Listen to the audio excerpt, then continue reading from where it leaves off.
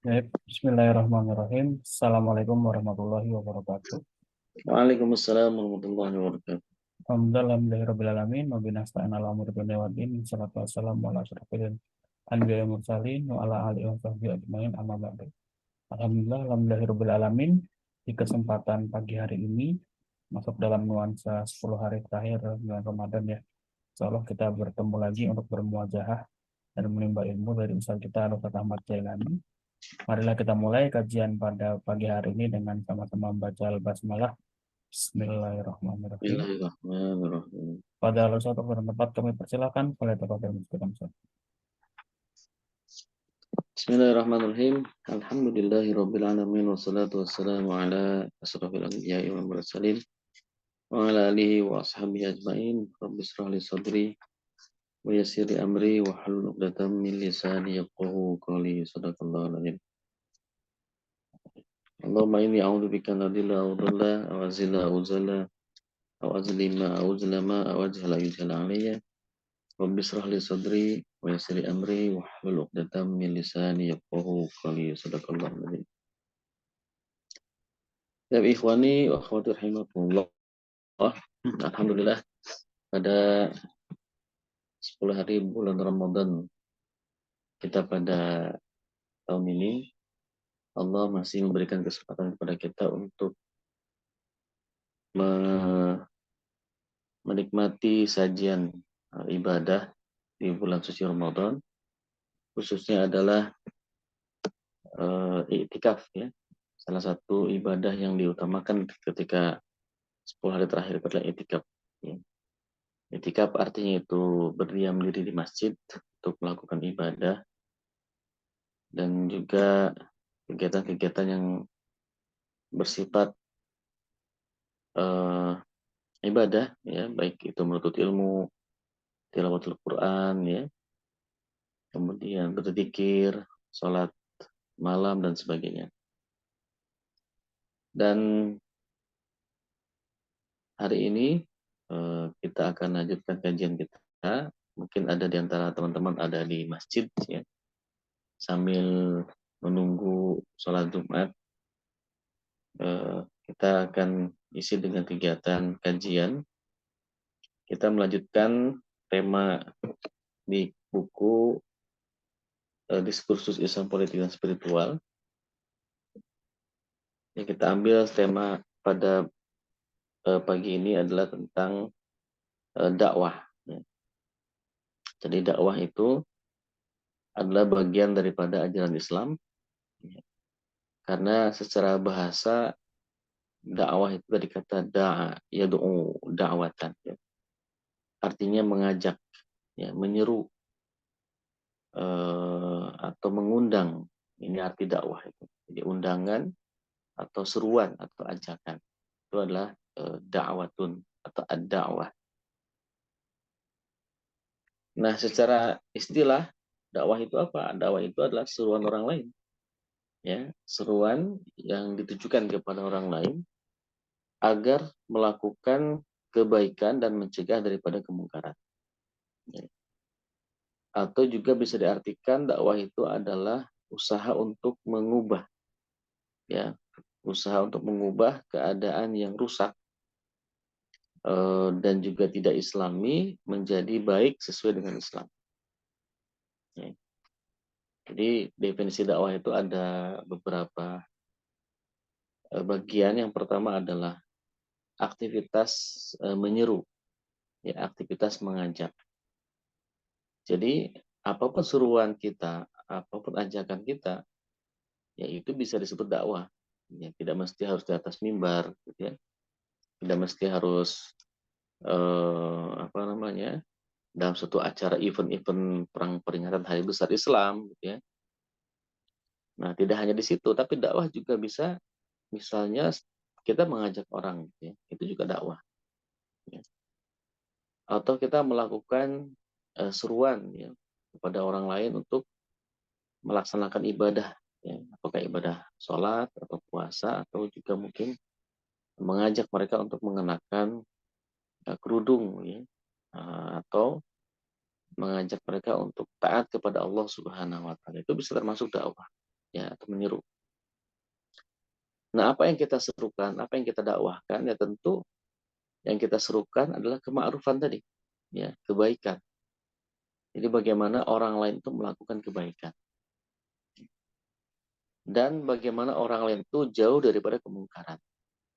Nah, termasuk dakwah juga adalah mencegah, ya, perbuatan teman-teman kita dari keburukan, itu termasuk dakwah. Nah, tujuannya apa? Tujuannya adalah untuk menciptakan, ya, keadaan yang baik atau yang islami dari sebelumnya yang tidak baik atau tidak islami. Nah, jadi dimensi dakwah itu ada 3. Nah, definisi dakwah ini sebenarnya diambil dari satu hadis yang diriwayatkan oleh Imam Ahmad, Imam Muslim, Abu Dawud, At-Tirmidzi, An-Nasai, Ibnu Majah, dan juga dari Abi Sa'id Al-Khudri, dari seorang sahabat Nabi bernama Abu Sa'id Al-Khudri. Hadis tersebut populer di tengah-tengah kita, insya Allah juga antum sudah hafal hadis ini. Ya. Hadisnya berbunyi, man ra'a minkum munkaran falyughayyirhu biyadih. Ya. Fa illam yastati' fa bilisanih. Fa illam yastati' fa biqalbih wa dzalika adhaful iman. Ya. Jadi man ra'a minkum, barang siapa di antara kalian, ya, minkum itu di antara kalian, ra'a melihat. Apa yang dilihat? Munkaron, ya, kemungkaran, ya, perbuatan menyimpang dari ajaran Islam, ya, fal yughayyirhu, maka rubahlah kemungkaran itu biyadihi, dengan tangannya, ya. Nah, makna biyadihi di sini para ulama sepakat bahwa maknanya adalah al-quwwah, ya, yaitu kekuatan. Kekuatan itu bisa berupa posisi, ya, kedudukan, ya, atau dia memiliki kekuatan, ya, untuk merubah dengan tangannya. Karena apa yang namanya yadih di situ adalah as-sultan, ya, atau al-quwwah dari kekuatan. Ya. Kalau dia kepala negara, berarti dia memiliki al-quwwah sebagai kepala negara untuk melakukan, untuk merubah kemungkaran menjadi kema'rufan. Kalau dia seorang jenderal, juga dia punya al-quwwah. Seorang polisi, dia punya al-quwwah. Ya, seorang kepala RT, dia punya al-quwwah untuk masyarakat RT-nya. Kalau dia lurah, dia punya al-quwwah, ya, untuk di tingkat kelurahan atau desa. Ya, kepala keluarga juga punya al-quwwah, ya. Nah, kekuatan, kekuasaan lingkup daripada keluarganya. Nah, itu yang maksud dengan al-quwwah di situ. Nah, kalau tidak punya kekuasaan, tidak punya kekuatan, tidak punya apa namanya, tidak bisa kita rubah dengan biyadi, karena mungkin takut, ya, atau kita lemah dan sebagainya, maka bisa yang kedua, fa'ilam yastati', maka jika dia tidak mampu, tidak bisa, fabilisanih, dengan lisannya, ya, dengan lisan, diajak ngomong, diajak ngobrol, diseru dengan lisan, diajak dengan lisan, ya. Dan inilah yang sering dilakukan oleh para nabi sebelum mereka memiliki kekuasaan. Nabi Muhammad SAW dengan para sahabat itu berdakwah dengan lisan, ya, tidak dengan al-quwwah, tidak dengan kekuasaan. Sebelum kemudian Nabi Muhammad SAW bersama sahabat mendirikan sebuah negara di Madinah. Ya. Nah, ketika kaum muslimin memiliki negara di Madinah, baru kemudian al-quwwah itu dijalankan. Ya, nanti kita bahas, ya. Nah, jadi definisi dakwah itu tadi, ya, diambil dari hadis man ra'a minkum. Nah, juga definisi ini diambil dari hadis lain, yaitu hadis yang diriwayatkan oleh Imam At-Tirmidzi dari seorang sahabat yang bernama Hudzaifah Al-Yaman. Ya. Hudzaifah Al-Yaman. Hadisnya adalah, wallazi nafsi biyadihi la ta'murunna bil ma'rufi wa la tanhauna 'anil munkar aw la yushikanna 'alaikum iqaban min indihi fatad'unahu fala yustajaba lakum. Ya. Waladhi nafsi biyadihi, demi zat yang jiwaku ada di tangannya. Ini sumpah Nabi, ya. Yang maksudnya adalah wallahi, ya, demi Allah. Ta'muruna bil ma'ruf, sungguh kalian harus menyerukan bil ma'ruf, kepada kebaikan. Wala tanhauna 'anil munkar, dan mencegah daripada kemungkaran. Au la yushikanna 'alaikum, atau Allah akan menurunkan siksa, ya, iqaban, ya, siksa min indihi, dari sisi Allah kepada kalian. Kenapa? Fatad'unahu, sehingga ketika kalian berdoa kepadanya, fala yustajab lakum, maka Allah tidak mengabulkan doa kalian. Ya, jadi di sini ada kondisi di mana Allah ketika menurunkan iqab, ya, menurunkan iqab, yaitu siksa kepada suatu kaum, lalu antum, kita orang-orang soleh ini berdoa kepada Allah, tapi kita tidak dikabulkan doanya. Kenapa? Karena tidak ada upaya dari kita untuk melakukan kebaikan. Tidak ada upaya dari kita untuk menyeru kepada kebaikan. Jadi ketika orang melakukan kemaksiatan, dibiarkan saja. Ya, dengan pikiran, biarin itu kan urusan dia, yang penting tidak berhubungan dengan urusan saya. Itu kan urusan dia dengan anaknya. Itu kan anak tetangga, bukan anak saya. Gitu ya. Ketika anak tetangga melakukan kemaksiatan, ya, lalu kita tidak menggubris, tidak mencegah orang itu, anak tetangga itu melakukan kemaksiatan dengan alasan itu anaknya tetangga, bukan anak saya. Tapi sungguh ketika itu sudah mulai merajalela, kemaksiatan itu sudah mulai membesar, maka bisa jadi kemaksiatan itu menimpa anak kita juga. Ya, barulah di situ kemudian kita sudah susah untuk mencegahnya. Kita pun berdoa kepada Allah, fala yustajab lakum. Allah tidak akan mengabulkan doa-doa kita. Kenapa? Karena sikap diam kita kepada kemaksiatan yang ada di tengah-tengah kita. Nah, jadi dua hadis inilah yang menjadi landasan definisi dakwah tadi. Nah, jadi dengan demikian, definisi dakwah yaitu usaha mengubah keadaan tersebut menjelaskan bahwa dakwah itu bukan sekedar seruan kepada orang lain. Ya, jadi dakwah itu bukan hanya sebatas menyeru, ya, agar orang melakukan kebaikan, tapi juga harus dengan usaha untuk melakukan perubahan. Nah, jadi dakwah itu tidak hanya ajakan menyeru, ngisi tablik akbar di mana-mana, ya, ngisi ceramah di mana-mana, tetapi harus disertai dengan gerakan perubahan atau melakukan perubahan.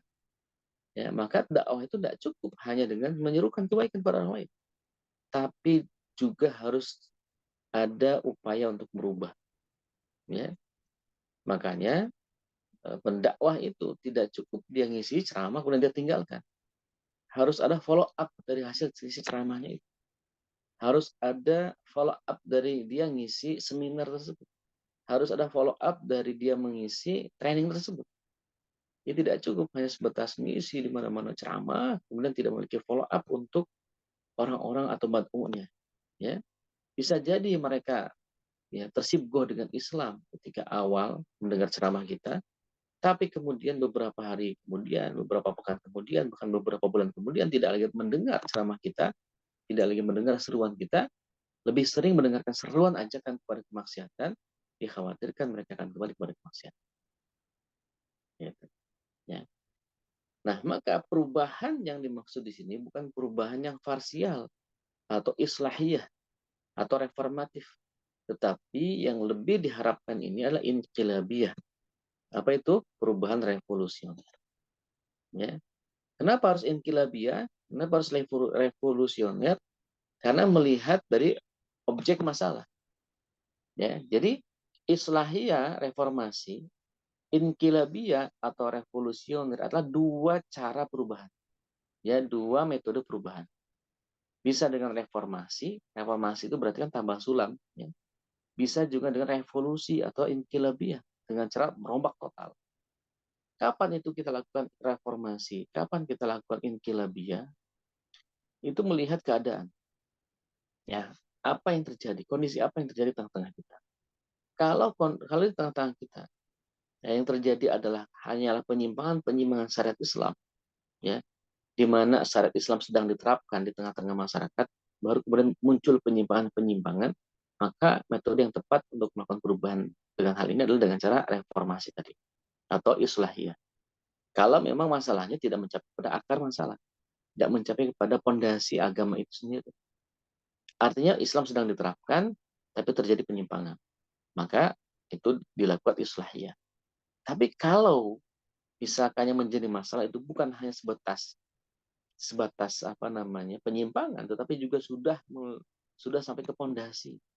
Dasarnya aja sudah bukan Islam, misalkan. Ya.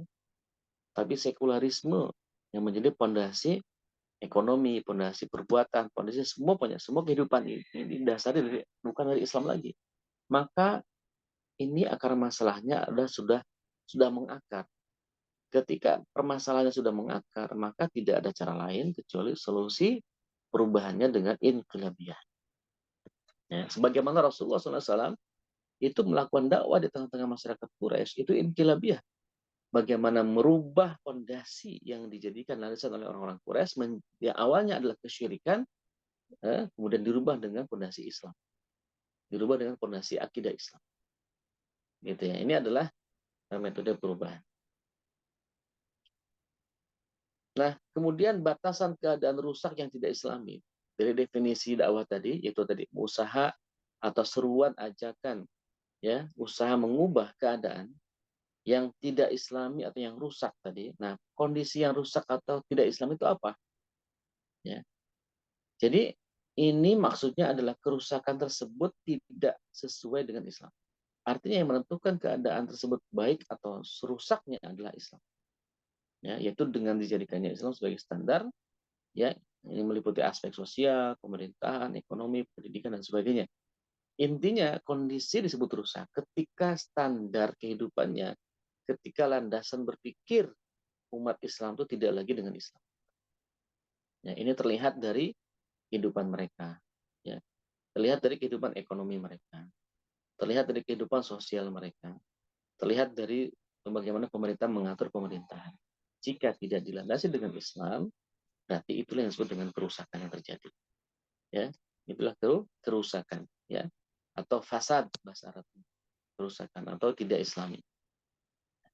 Dan setiap kerusakan ini naudzubillah ya, akan menyebabkan kerusakan untuk yang lain, akan menyebabkan kemudorotan, bahaya. Buat siapa? Tidak hanya buat orang-orang yang suka maksiat, tapi juga untuk orang-orang yang soleh. Ya, itu bahayanya. Ya, nah, ini sebagaimana firman Allah Subhanahu Wa Taala, "Dhaharal fasadu fil barri wal bahri bima kasabat aydin nas." Ya, telah tampak kerusakan di lautan dan di bumi, atau di bumi dan lautan, bima kasabat aydin nas, disebabkan karena kasabat. Ya, itu kasab itu adalah usaha manusia. Apa yang sudah bima kasabat aydin nas? Ya, dalam salah satu tafsirnya, Imam Ali As-Subuni mentafsirkan bima kasabat aydin nas ay bima asiyatihim wa dunubihim. Ya. Jadi kasabat di situ adalah karena kemaksiatan yang mereka lakukan dan dosa-dosa yang mereka lakukan. Jadi kerusakan kehidupan atau tatanan kehidupan kita saat ini disebabkan karena bima kasabat aydin nas, yakni bima'asiyatihim wa dunubihim, ya, karena maksiat yang dilakukan dan juga dosa-dosa yang mereka lakukan. Itu yang merupakan menjadi masyarakat yang fasad atau rusak. Nah, jika fasad yang terjadi di tengah-tengah kita, maka kita harus berupaya untuk apa? Merubahnya, ya, merubahnya menjadi kehidupan yang lebih baik lagi. Tapi ikhwani wa akhwati rahimakumullah, dakwah ini hukumnya apa? Hukumnya itu adalah fardu ain. Ya, hukumnya fardu ain. Wajib bagi kita seorang muslim melakukan dakwah. Ya. Hal ini berdasarkan firman Allah Subhanahu wa taala. Yang pertama adalah surat Al-Asr misalkan, ya. A'udzu billahi minasyaitonir rajim. Bismillahirrahmanirrahim. Wal 'asri innal insana lafi khusr illa alladziina aamanu wa 'amilus shalihati wa tawashaw bil haqqi wa tawashaw bis sabr. Ya. Demi masa sesungguhnya orang-orang itu semuanya merugi. Jadi semua orang itu tanpa kecuali merugi semua. Ya, rugi di sini maksudnya rugi di dunia, juga rugi di akhirat. Ya. Siap kecuali apa? Illal ladzina amanu, kecuali orang-orang yang beriman.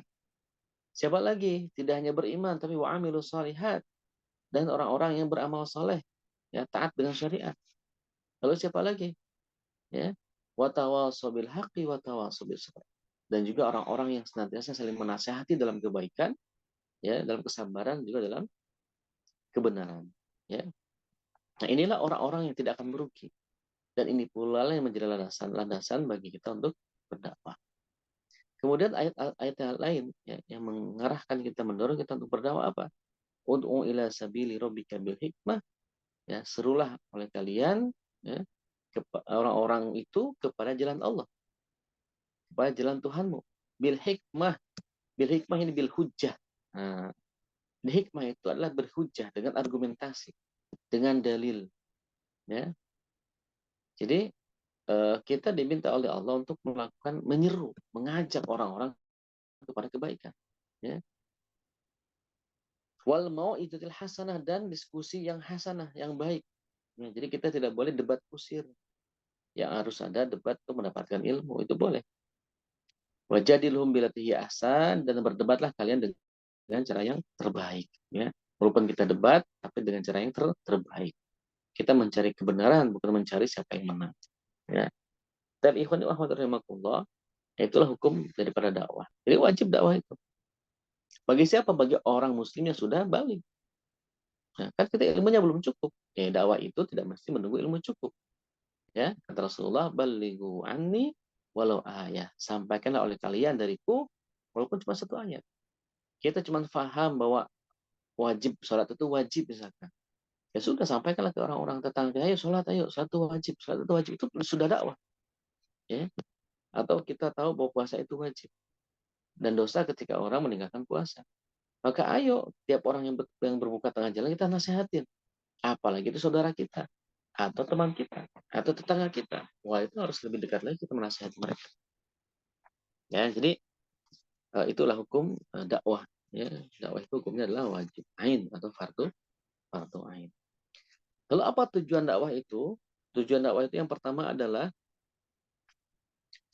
jadi dakwah Islam bertujuan secara umum itu mengubah keadaan yang tidak Islami menjadi Islami agar bisa mendekatkan diri kepada Allah Subhanahu wa taala.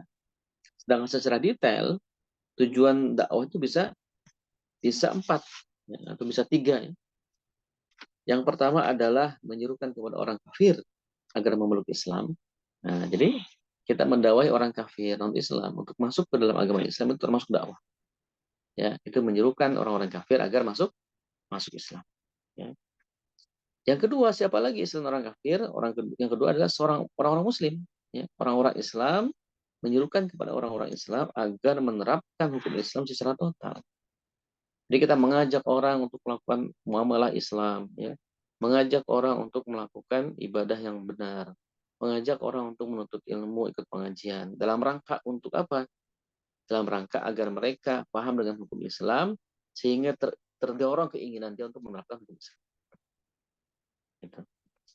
Karena hukum Islam itu hukum yang sangat manusiawi. Hukum yang memanusiakan manusia. Tuh, tapi kan sadis, misalkan ada hukum potong tangan, ya, hukum rajam. Itu yang kita lihat itu doang. Karena itulah yang dieksplor oleh orang-orang yang tidak suka dengan Islam. Mereka mengeksplor, ya, hukum-hukum yang seolah-olah bagi mereka itu menakutkan. Ya, rajam, potong tangan, kisos, ya kan. Kemudian hukum potong silang, ya, dan sebagainya, itu menyeramkan. Padahal hukum Islam itu tidak bisa diterapkan, hukum hudud, ya, jinayat tadi tidak bisa diterapkan kalau hukum-hukum yang lainnya tidak diterapkan.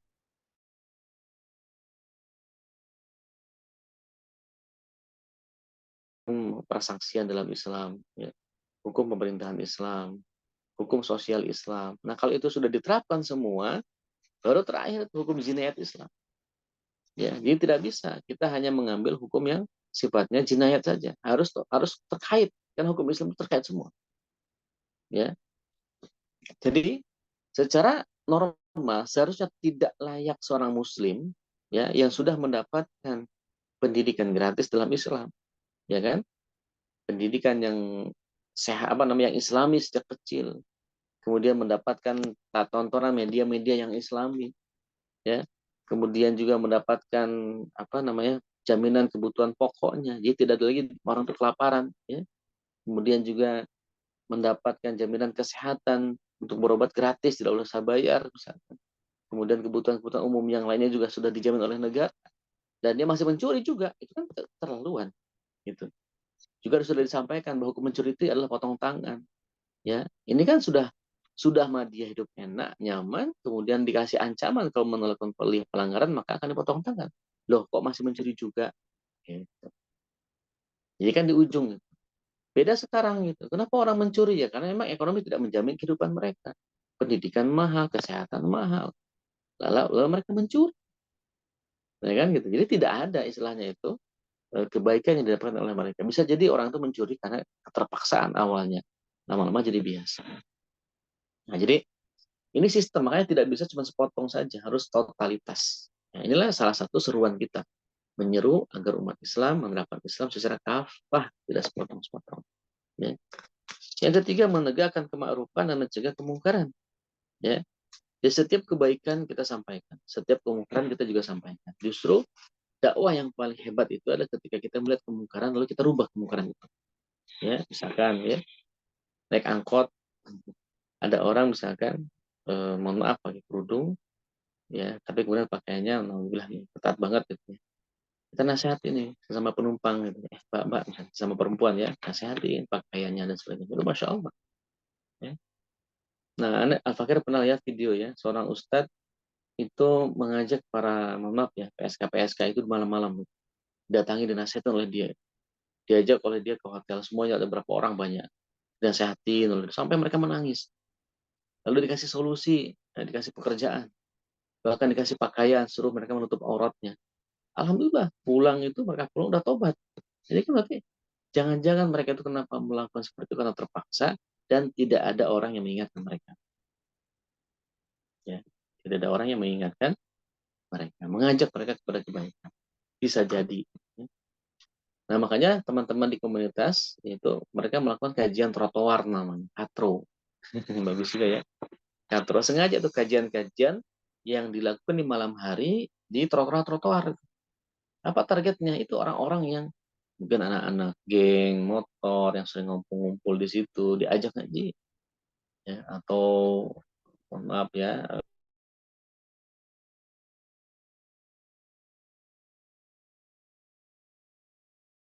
masuk masuk katro, masuk pengajian yang awalnya suka mabuk sekarang udah tobat mabuknya. Ini komunitasnya pernah diliput di TV kalau nggak salah ya, namanya komunitas katro, kajian trotoar. Bagus itu idenya, Masya Allah ya. Nah, eh, kemungkaran ya itu juga harus kita cegah.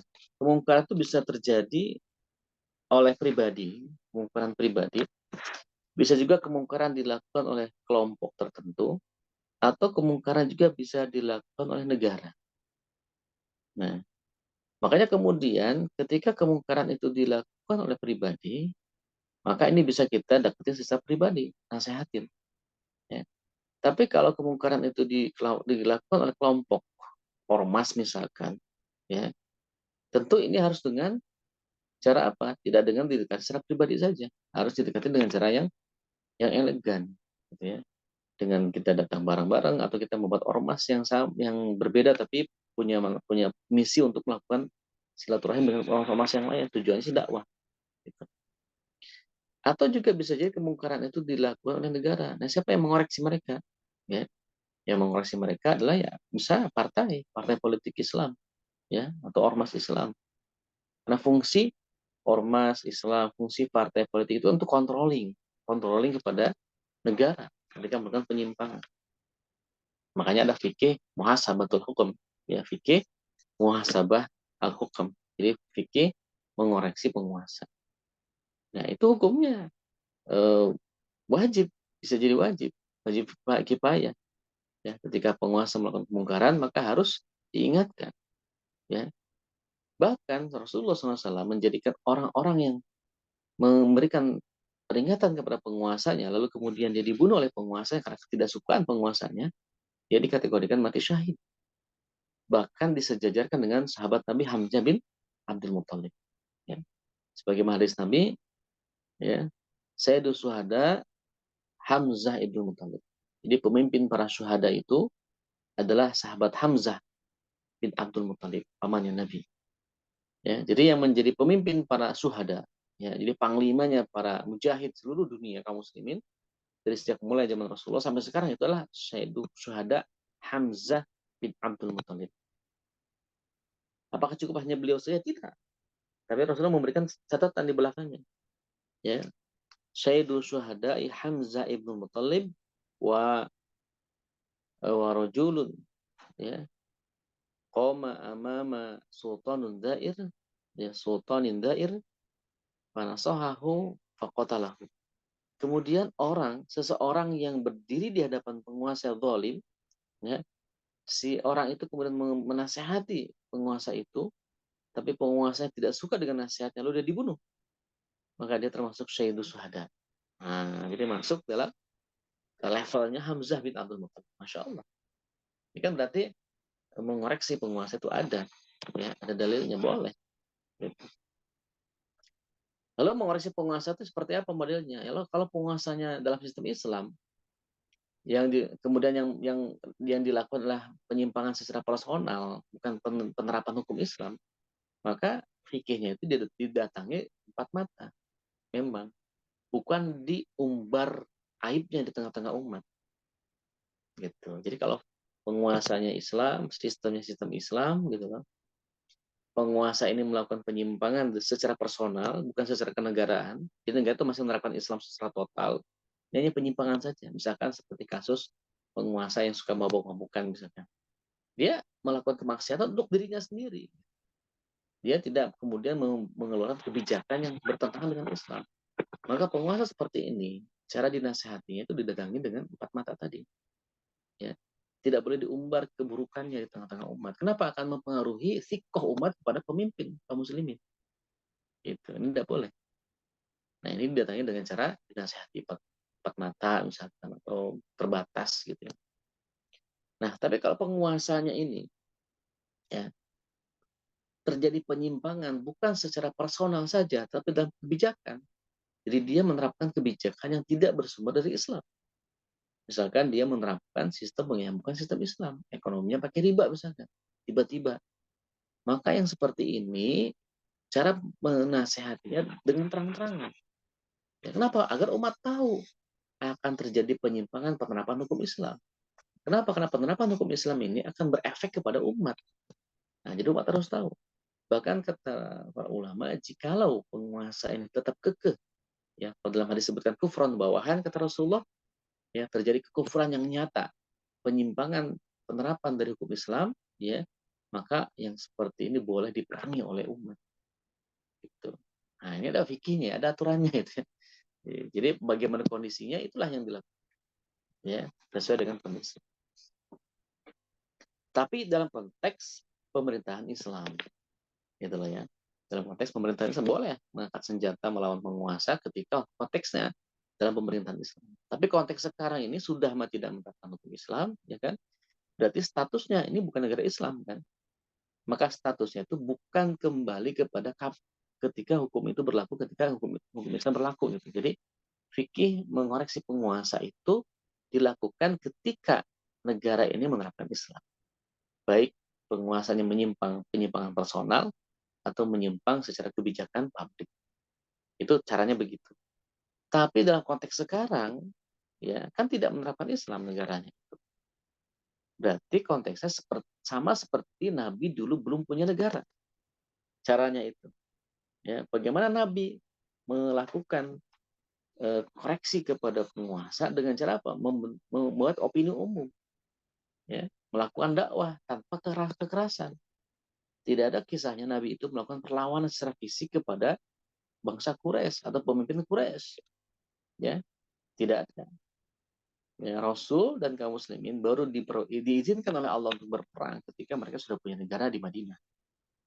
Tapi sebelum itu yang dilakukan adalah pendekatan, dakwah secara lisan, perbuatan, itu aja terus. Ya, mengajak orang dan seterusnya. Dan juga mengoreksi penguasa-penguasa yang melakukan kebijakan yang merugikan atau bertentangan dengan Islam. Ini yang dilakukan oleh Rasulullah SAW. Jadi kita sekarang gimana posisi kita ya? Posisi kita seperti tadi. Seperti Rasulullah ketika belum memiliki negara di Madinah. Jadi apa tugas kita? Dakwah, menyerukan kepada kebaikan, mengajak orang-orang kembali kepada Islam, ya, menjauhkan mereka dari kemungkaran dan sebagainya. Jangan-jangan mereka tidak tahu itu adalah dosa, tidak tahu itu adalah kemungkaran dan sebagainya. Nah, ini ya. Jadi begitu ya untuk caranya. Kemudian objek dakwah itu siapa? Yang pertama orang kafir, baik ahli kitab, musyrik, ya, ataupun orang Islam. Karena dakwah sekarang itu juga mengingatkan orang Islam, walaupun mereka sudah Islam, tapi tetap masih perlu diingatkan oleh kita. Nah, pelaku dakwah Islam bisa tiga. Yang pertama adalah orang Islam sendiri, secara personal, ya. Ini kita sendiri ya. Atau yang kedua komunitas atau jamaah, ya. Jamaah itu ya bisa harokah dakwah. Ya, kalau zaman-zaman anak dulu diingat adanya harokah dakwah jemaah tabligh. Itu kan komunitas kelompok yang melakukan aktivitas dakwah. Iya, ikhwanul muslimin atau jamaah tarbiyah gitu ya. Ini dakwah. Atau yang kemarin dibubarkan Hizbut Tahrir itu kan juga jemaah dakwah sebenarnya. Kemudian juga atau mungkin Muhammadiyah, mereka juga melakukan dakwah. Nahdlatul Ulama, Persis, ya, dan sebagainya. Itu adalah konteks kelompok. Apa hukum kita bergabung dengan kelompok atau jamaah yang tugasnya mendakwah tadi? Hukumnya fardu kifayah. Apa dalilnya? Dalilnya surat Ali Imran ayat 104. Ya, di situ Allah berfirman, "A'udzubillahi minasyaitonirrajim.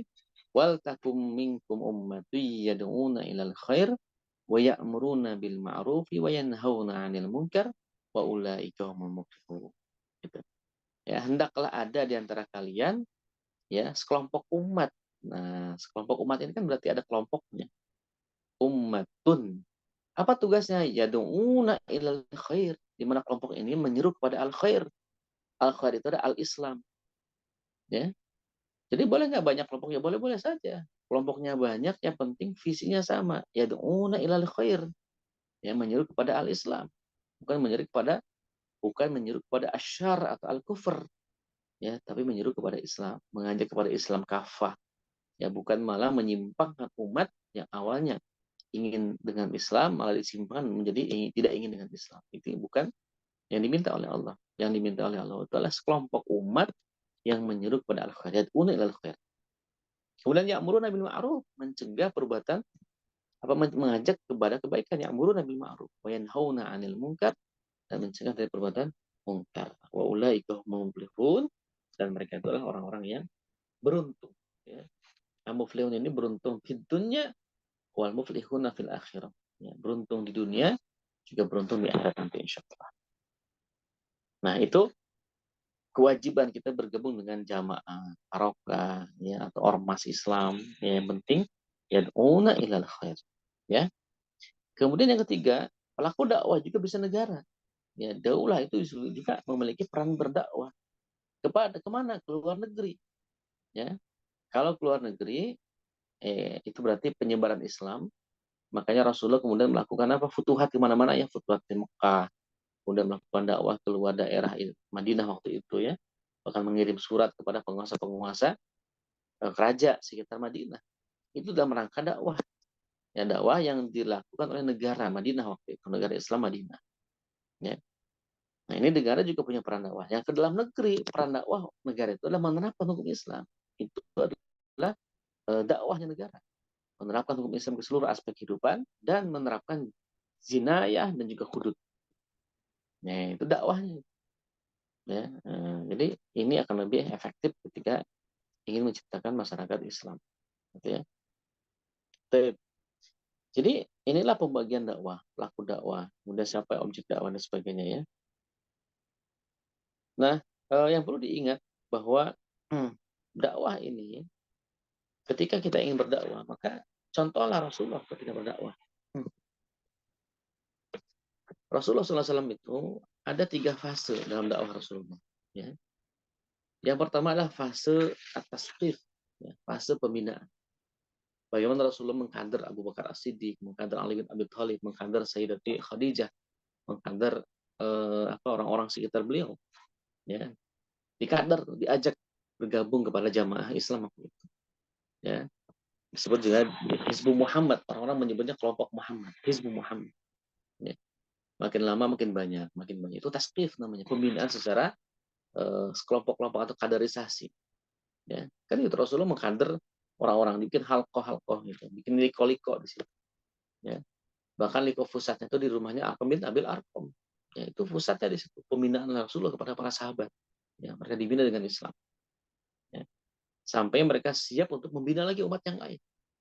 Ya. Makanya kan Abu Bakar As-Siddiq mampu merekrut Utsman bin Affan, merekrut Abdurrahman bin Auf. Itu kan pentakannya Abdurrahman bin Auf. berarti Abdurrahman bin Auf mengontak, mengajak para pengusaha, gitu, ya, ya juga dan lain sebagainya. Ya. Nah, taib ikhwani wa akhwati rahimakumullah, itu dia ya, tasqif. Tasqif itu bisa tasqif tarkis, yaitu pembinaan secara terbatas 5 orang atau halqah itu, yang mengkaji satu pemahaman Islam ya dengan kitab-kitabnya. Yang kedua ada tasqif jama'i, yaitu pembinaan secara global, secara komunal, bisa dengan ceramah, dakwah, tablik akbar, ya, atau diskusi, dialog, atau talkshow. Itu dakwah secara, atau tasqif secara massal gitu. Kita membina umat secara massal. Itu juga termasuk bagian daripada bagian dakwah Rasulullah. Ya, bagaimana Rasulullah SAW itu pernah mengumpulkan orang-orang Quraisy di rumah beliau sampai kemudian memberikan hidangan kepada mereka. Kemudian Rasul menyampaikan dakwahnya. Bahkan sampai beliau naik ke Bukit Safa dan mengatakan kepada mereka, apakah kalian percaya kalau aku katakan ada pasukan besar di belakang bukit ini menyerang kota kalian? Apa jawaban mereka? Mereka yakin, mereka percaya. Karena Rasul tidak pernah bohong. Tapi ketika Rasul mengajak mereka kepada Islam, hanya sedikit yang masuk Islam pada waktu itu. Nah, ini itu kan cara Rasulullah melakukan tasqif jama'i secara global, komunal. Nah, yang kedua setelah tasqif adalah apa? Tafa'ul mal ummah. Tafa'ul itu apa? Berinteraksi langsung dengan umat. Ya, tetap pembinaan terjadi, itu terjadi juga adanya Ghazwu Saqafi, perang pemikiran. Jadi dibenturkan tuh antara ide Islam dengan ide kekufuran. Ya, caranya kita bongkar kerusakannya, kemudian kita bangun kembali dengan pemikiran Islam. Nah, itu tafa'ul ma'al ummah. Makanya orang di sini lebih banyak berinteraksi dengan masyarakat. Yang untuk pintu, ya, buat kajian di mana-mana, rekrut orang di mana-mana, ya, menyadarkan umat dengan Islam, itu adalah bagian daripada tafa'ul ma'al ummah. Ya. Nah, bahkan Rasulullah SAW ketika masa tafa'ul ma'al ummah ini mencari pertolongan kepada beberapa kabilah. Ya, didatangin ketika musim haji ke tendanya masing-masing. Sampai kemudian Rasulullah mendapatkan support dukungan dakwah dari kaum Aus dan Khazraj, yaitu orang-orang Madinah. Ya, itulah cikal bakal kekuasaan Islam di situ. Nah, yang ketiga adalah dakwah itu dengan cara penerapan hukum dan sistem Islam, tatbiqul ahkam wa nizamul Islam. Metode itu sangat efektif. Kenapa? Ketika orang tahu indahnya Islam dirasakan oleh mereka sendiri, maka akan membuat mereka berbondong-bondong masuk Islam. Ya, ketika Islam itu diterapkan untuk seluruh umat manusia tanpa terkecuali, itu mereka akan merasakan kenikmatan di dalamnya, keamanan di dalamnya, dan mereka akan berbondong-bondong masuk Islam. Itu dakwah yang sangat efektif sekali kalau dilakukan oleh negara dengan penerapan hukum Islam. Nah, itulah dia metode yang thariqatu dakwah Islam. Nah, penerapan hukum ini atau tatbiqul ahkam wa nizamul hukum ini atau nizamul Islam ini, Rasulullah SAW mendapatkan kekuasaan pertama kali dengan diserahkan. Taslim, ya, istilahul hukam. Dan Nabi mendapatkan kekuasaan dari Aus dan Khazraj. Jadi wilayah diberikan kepada Rasulullah. Kemudian perjuangannya juga disiapkan oleh mereka. Mereka siap dengan pasukan yang ada di Madinah dan sebagainya, Masya Allah. Nah, itulah support dukungan real dari dakwah yang sifatnya itu untuk menegakkan institusi Islam pada waktu itu, ya, itu di Madinah. Ya, Rasulullah Shallallahu Alaihi Wasallam melalui tangan Bani Aus dan Khazraj.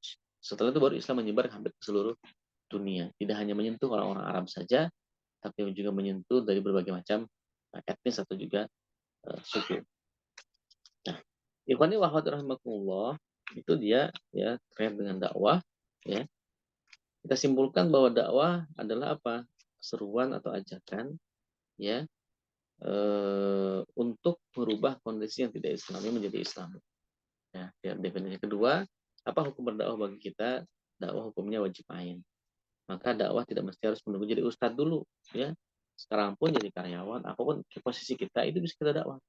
Apa yang kita pahami, apa yang kita dapatkan di pengajian, kita sampaikan kepada mereka.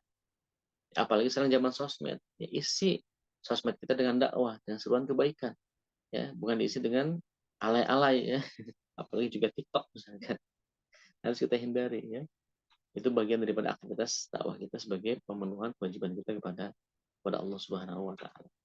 Kemudian yang kedua, pelaku dakwahnya bisa kelompok, bisa personal, bisa juga negara. Masing-masing punya peran untuk dakwah.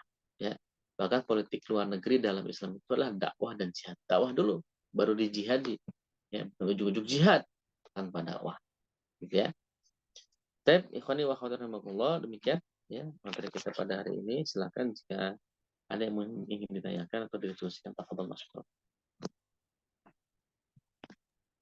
Baik, terima kasih Ustaz atas pemaparan materi pada kesempatan pagi hari ini. Silakan untuk teman-teman jika ada pertanyaan, jadi ketik di kolom chat atau open mic karena kita sudah sampai kepada kita jawab. Silakan.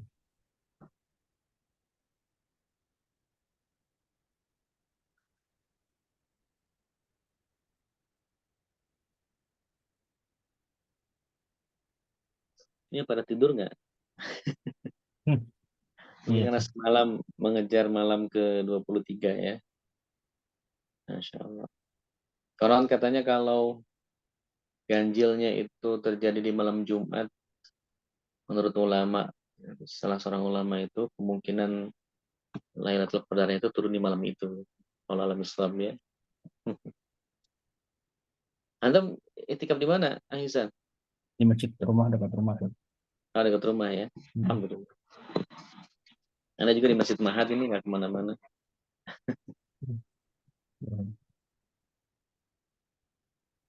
Silakan. Kalau ada yang mau diskusikan, Mbak Putri itu sudah buka.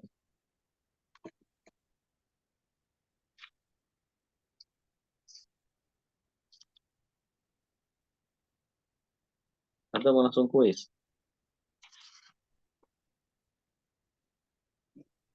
Ini saya coba tanya Ustaz ya untuk ini. Kan Ustaz itu kan ada apa ya?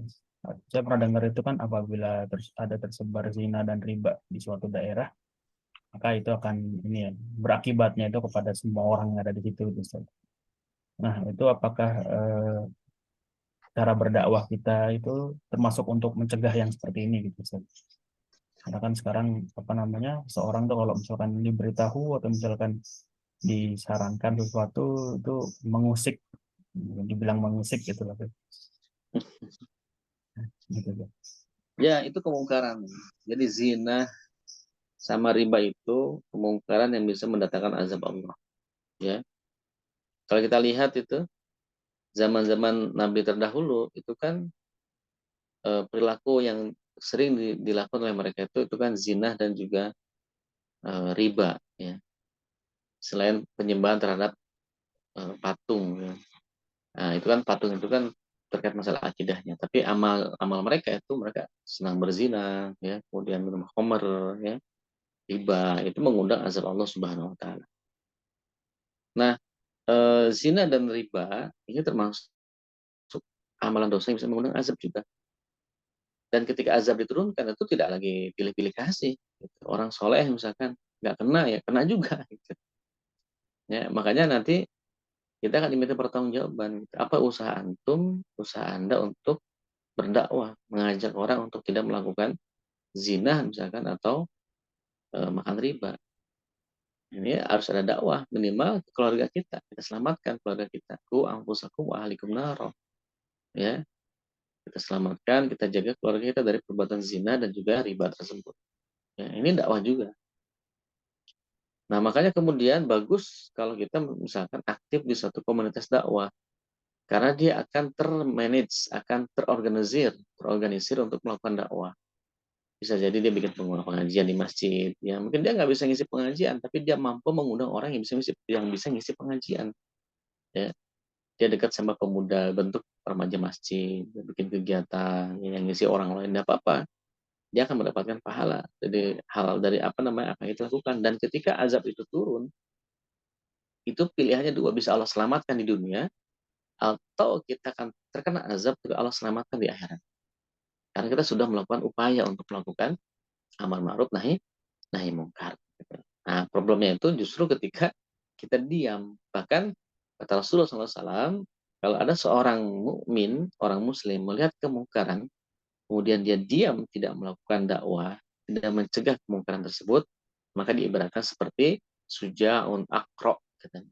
Seperti kok sujaun akro ya, seperti setan yang bisu, seperti setan yang Yang bisu sudah mas setan bisu lagi. Alhamdulillah min dzalik, ya. Makanya ya jangan khawatir, dakwah itu adalah tradisi kita umat Islam, ya. Dengan dakwah kita tidak akan rugi, justru rugi kalau kita tidak dakwah. Sebagaimana surat Al-Asr tadi, ya. Nah, ya kan? Innal insana lafi khusrin illa alladziina amanu wa 'amilus shalihati wa tawashaw bil haqqi wa tawashaw bis sabr. Ya. Lalu bagaimana Ustaz kalau saya tuh nggak bisa, ngomong juga nggak bisa, ya kan, ngajak pengajian juga nggak bisa. Minimal yang paling minimal itu apa? Kita tidak ridho dengan amal itu, ya. Tidak ridho, tidak suka. Sebagaimana hadis tadi, man ra'a minkum mungkaron, jikalau kalian ya melihat kemungkaran ya di tengah-tengah kalian, maka falyughayyirhu biyadihi, ya rubahlah dengan tangan kalian. Fa'ilam yastati fabilisanihi, kalau tidak mampu dengan tangan karena kita nggak punya kekuasaan, maka rubahlah dengan fabilisanihi, dengan lisannya, dakwah seruan. Fa'ilam yastati, kalaupun tidak bisa juga, ya nggak punya kekuatan, nggak punya lisan juga susah ngomongnya, ngajak juga nggak bisa, ya sudah, ya fabi qalbihi, dengan hatinya. Maksudnya apa? Minimal kita tidak suka dengan perbuatan itu, kita tidak ridho dengan perbuatan itu, tidak mendukung perbuatan itu. Apakah itu perbuatan maksiat yang besar seperti zina, juga perbuatan maksiat yang kecil. Nah, itu adalah, tapi itu apa? Ada aful iman, itu selama-lamanya iman kita. Selama-lamanya iman kita. Nah, tentu kita sebagai muslim kan nggak ingin seperti iman kita lemah terus itu kan. Kita ingin menjadi orang yang memiliki iman yang kuat, yazid terus. Ya, maka ya udah ingatkan aja. Ya, ingatkan orang-orang, apalagi orang yang kita kenal. Nah, ini perlu dari upaya kita. Ya, makanya teman-teman bagusnya bikin komunitas ya, agar remaja masjid, ya, sehingga kita punya wadah ya. Walaupun bukan kita yang mengisi, tapi kita bisa mengundang pemateri-pemateri dari luar yang dekat-dekat misalnya untuk mengajak. Insya Allah. Nah, jadi kalau dibiarkan bisa mengundang azabnya Allah Subhanahu wa taala. Nauzubillahi min dzalik. Kalau tidak bisa lagi di situ, kita tidak kuat misalkan, ya kemudian apa namanya, dakwah nggak bisa, ya kemudian juga diam pun kita lama-lama kok jadi kayak ridho, ya takut malah kita ke bawah, ya udah hijrah.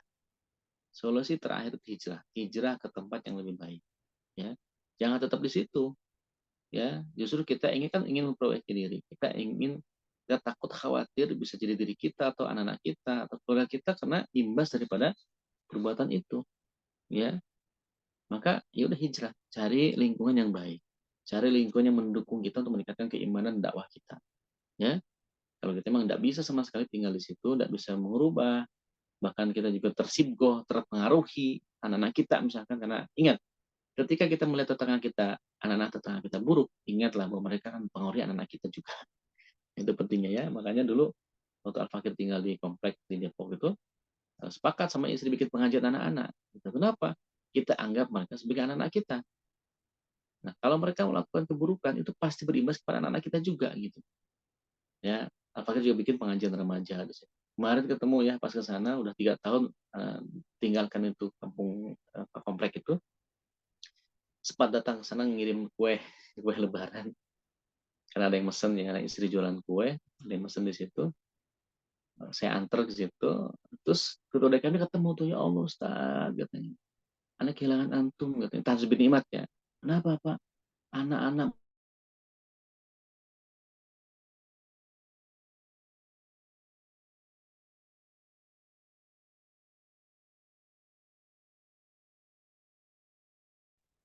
ya, diajak aja sama aneh pada nggak mau.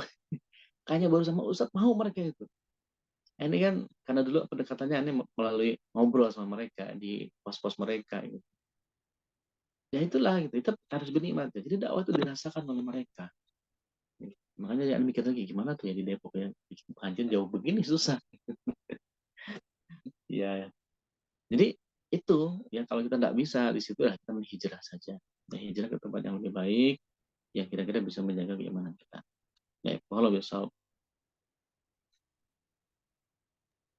Syukran, Ustaz, atas jawaban dari teman-teman memberikan. Silakan. Satu lagi untuk yang bertanya.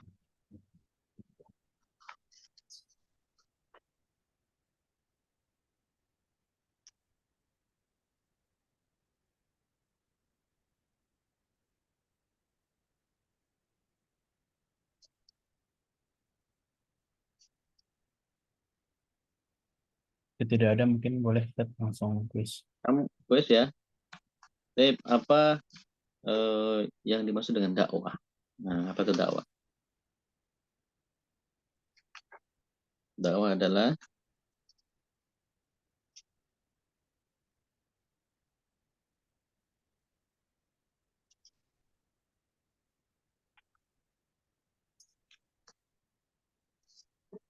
nah, ayo apa dakwah?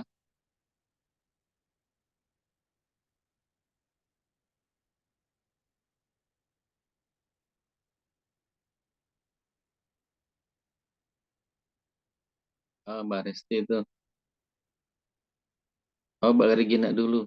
Berusaha atau berupaya untuk melakukan perubahan dari yang belum Islam menjadi sesuai dengan. Ya, Mbak Regina sama Mbak Resti betul dua-duanya melengkapi itu. Saling melengkapi itu, Aisan.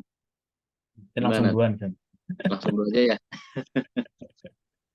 Kayaknya ini habis malam itikaf ini pada teler. Masya Allah. Ya, gitu. Taib barakallahu fikum. Ya, Alas kita ya, Aisan. ya, Syukuran. terima kasih kepada teman-teman yang dapat perhatiannya. Pada akhirnya sampai juga kita di penghujung kajian pada kesempatan pagi hari ini. Mari kita tutup kajian pada pagi hari ini dengan teman-teman berdoa alhamdulillah. Alhamdulillah. Alhamdulillahirrahmanirrahim. Amin. Dan baca doa kafaratul majelis. Subhanakallahumma wa bihamdika. Subhanaka Asyhadu an la Allahumma wa ilaha illa anta. bihamdika asyhadu an la ilaha Astaghfiruka wa illa atubu anta ilaik.